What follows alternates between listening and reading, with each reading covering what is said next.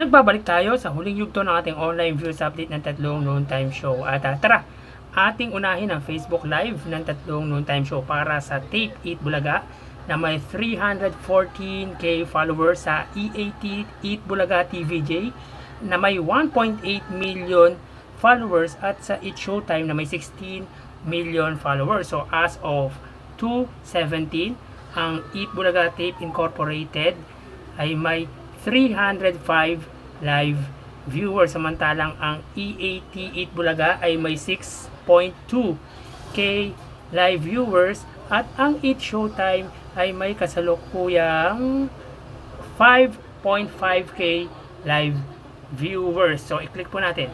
Para sa Eat Bulaga ay may 305 live viewers. Ang EAT naman ay may 6.2k live viewers, at ang Eat Showtime ay may 5.5k live viewers. So, ulitin po natin. Ang Eat Bulaga ay may 305 live viewers.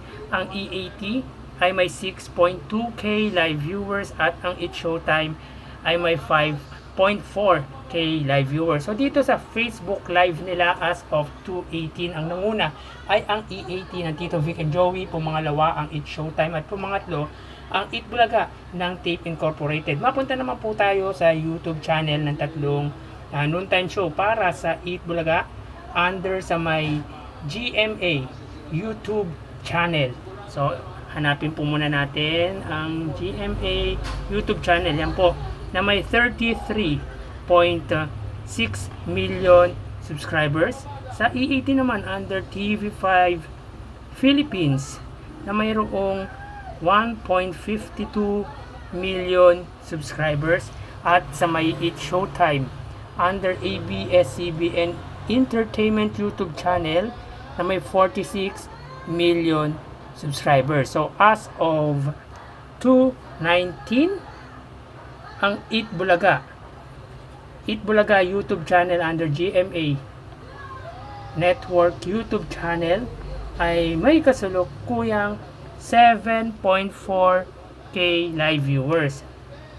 Ang EAT under TV5 Philippines ay may 33k live viewers, at ang Eat Showtime under ABS-CBN Entertainment ay may 76k live viewers. So ulitin po natin.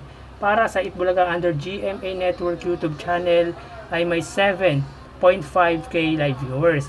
Ang EAT under TV5 Philippines ay may 33k live viewers, at ang Eat Showtime ay may kasalukuyang 76k live viewers. So dito naman sa TV station YouTube channel, ang nanguna ay ang ABS-CBN, pumangalawa ang TV5, at pumangatlo ang GMA.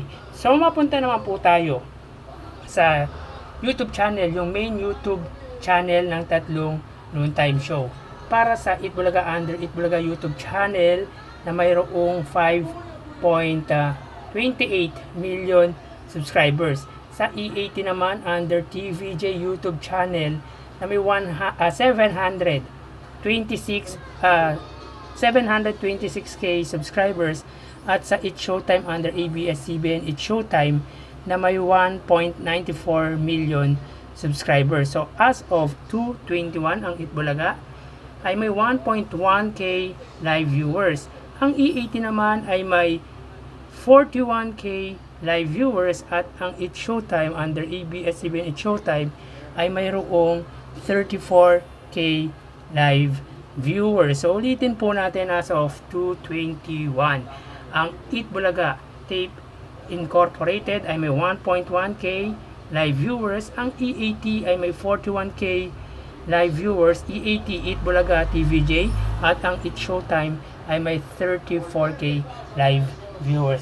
Para naman dito sa main channel ng tatlong noontime show, ang nanguna ay ang Eat Bulaga Tito Vic and Joey na EAT, pumangalawa ang Eat Showtime, at pumangatlo ang Eat Bulaga Tape Incorporated, at nakakuha ng total live viewers ang Eat Bulaga Tape Incorporated ng 8.6k live viewers, samantalang ang EAT ay nakakuha naman ng 74k live viewers, at ang Eat Showtime ay nakakuha ng 110k live viewers. So ulitin po natin, ang Eat Bulaga Tape Incorporated ay nakakuha ng 8.6k live viewers. Ang Eat Bulaga, Tito Vic, and Joey ay nakakuha ng 74k live viewers. At ang Eat Showtime ay nakakuha ng 110k live viewers. So yan po ang lumalabas sa kanilang online viewership as of 2:22 ng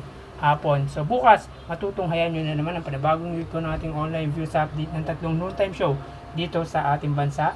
Ang Eat Bulaga Tape Incorporated, ang EAT Eat Bulaga ng Tito Vic and Joey, at ang Eat Showtime. Magpapaalam po na ako.